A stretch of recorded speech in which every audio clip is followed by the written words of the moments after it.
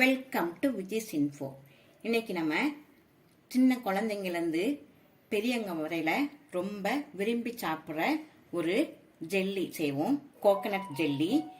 இதுக்கு நான் அரை முடி தேங்காய் திரி வச்சுருக்கேன். நல்ல இதை 2 பால் எடுக்கணும். 3/4 கப்பு சர்க்கரை எடுத்து வச்சுருக்கேன்.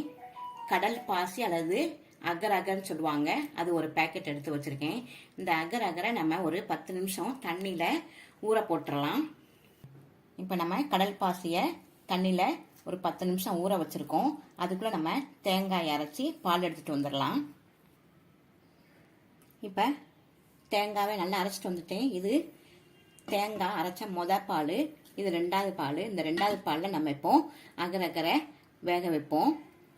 இப்போ அகர் அகரங்கிற கடல் பாசி நல்லா ஊறிடுச்சு பாருங்கள், நல்லா ஊறிடுச்சு. இப்போ நம்ம இதை பால் எடுத்துருக்கோம்ல, அந்த பால் இல்லாமல் 2வது பாலில் இப்போ இதை வேக வைப்போம். இப்போ 2வது பால் அடுப்பில் வச்சுருக்கேன். இது கொஞ்சம் சூடாகட்டும். சூடானாலும் நல்ல கடல் பாசியை போட்டு நம்ம வேக வைக்கலாம்.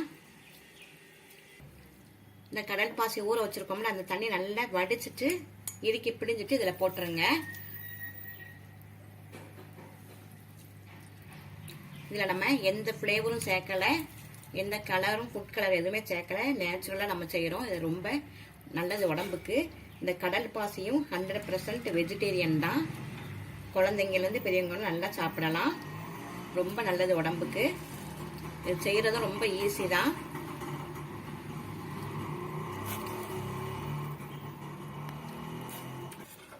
இது நல்லா திப்பி இல்லாமல் நல்லா வேகணும். வெந்த பிறகு தான் நம்ம சர்க்கரை போடலாம்.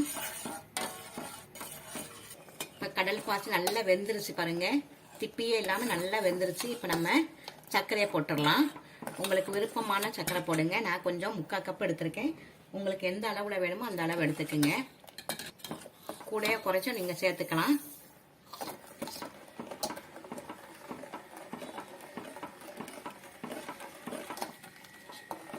இப்போ 2 நிமிஷம் வேகட்டும், சர்க்கரை கரையட்டும்.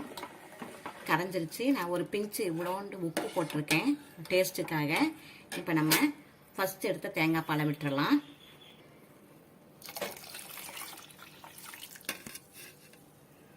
இது விட்ட உடனே ரொம்ப நேரம் கொதிக்க வைக்க வேண்டாம்.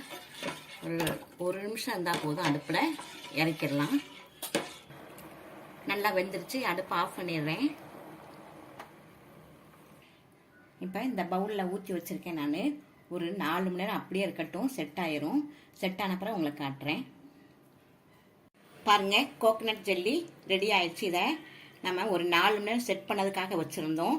நல்லா செட் ஆயிடுச்சு பாருங்க, நல்லா செட் ஆயிடுச்சு. நம்ம இந்த கடையிலலாம் வாங்குறதுக்கு பதிலாக இப்படி நம்ம வீட்டிலே அழகாக செய்யலாம். எந்த ஃப்ளேவரும் நான் சேர்க்கலை. நீங்கள் வேணும்னா கொஞ்சம் ஏலக்காய் பவுடர் சேர்த்துக்கலாம். நான் அப்படியே கோகனட் ஃப்ளேவர் இருக்கட்டும்னு அதே மாதிரியே வச்சுருக்கேன். எந்த ஃப்ளேவரும் சேர்க்காம. ரொம்ப ஈஸியாக அது செய்கிறது, ரொம்ப ஈஸி தான். கடையில் வாங்கிறத விட நீங்கள் இப்படி செஞ்சு குழந்தைங்களுக்கு கொடுக்குறது ரொம்ப நல்லது. பாருங்கள், நல்லா இருக்குது.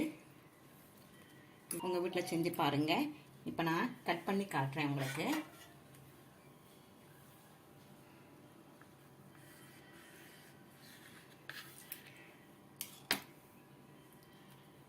பாருங்கள் என்ன அழகாக இருக்குதுன்னு.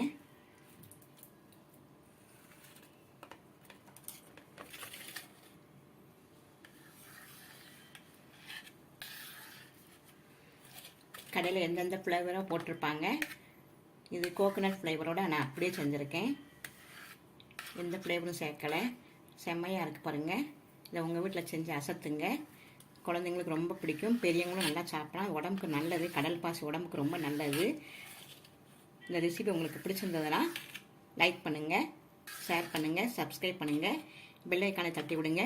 மற்றும் ஒரு நல்ல ரெசிபி உங்களை சந்திக்கிறேன். பாய்.